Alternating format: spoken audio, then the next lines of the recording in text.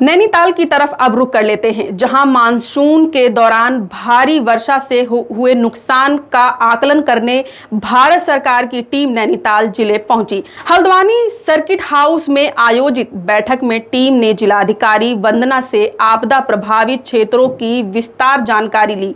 DM ने बताया कि मानसून काल में जिले को करीब 443.42 करोड़ रुपए का नुकसान हुआ है, जिनमें आपदा शून्यकरण मदद में 285 करोड़ और विभागीय परिसंपत्तियों में लगभग 158 करोड़ का नुकसान शामिल है। सबसे अधिक प्रभावित विभागों में लोक निर्माण, सिंचाई, ऊर्जा, ग्रामीण निर्माण, पेयजल और शिक्षा विभाग बताया गया है। वहीं गोलापार, चोर गलियां, लाल कुआं, हल्द्वानी, रानीबाग और रामनगर सहित कई पहाड़ी क्षेत्रों में जलभराव और भू कटाव से भारी क्षतिग्रस्त हुई है। गोला, कोसी और नधौर नदियों से हुए भू कटाव की जानकारी भी ली। आज भारत सरकार से एक दल आया था जिसने भ्रमण करके हमारे जनपद में आपदा की स्थिति का जायजा लिया। सर्वप्रथम ये दल जो है हमारे यहाँ हेलीपैड पे पहुंचा, फिर सर्किट हाउस में एक बैठक जिलाधिकारी महोदय की अध्यक्षता में हुई, जिसमें जिलाधिकारी महोदय ने सूक्ष्मता से पूरे जनपद की आपदा स्थितियों का विस्तार से उनके समक्ष प्रस्तुतिकरण दिया।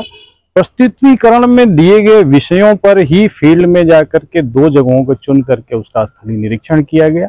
एक जो गोलापार स्टेडियम से लगा हुआ जो गौला नदी बह रही है, उस क्षेत्र में मिटिगेशन के जो कार्य हो रहे हैं उसका निरीक्षण किया। साथ ही हमारी सूखी नदी पर एक पुल जिसका जो है एबेटमेंट पूरी तरीके से सूखी नदी ने काट दिया था, उसका निरीक्षण किया। और निरीक्षण के लिए जा रहे थे चोरगलिया, रास्ते में शेर नाला अपने विभत्स रूप में था जो उनको आगे नहीं बढ़ने दिया उनके द्वारा, लेकिन सारे फोटोज, सारी जो हमारी सूचनाएं जो थी उसको लिए, मौके पर जो हमने चीजें दिखाया उसका स्थलीय निरीक्षण किया।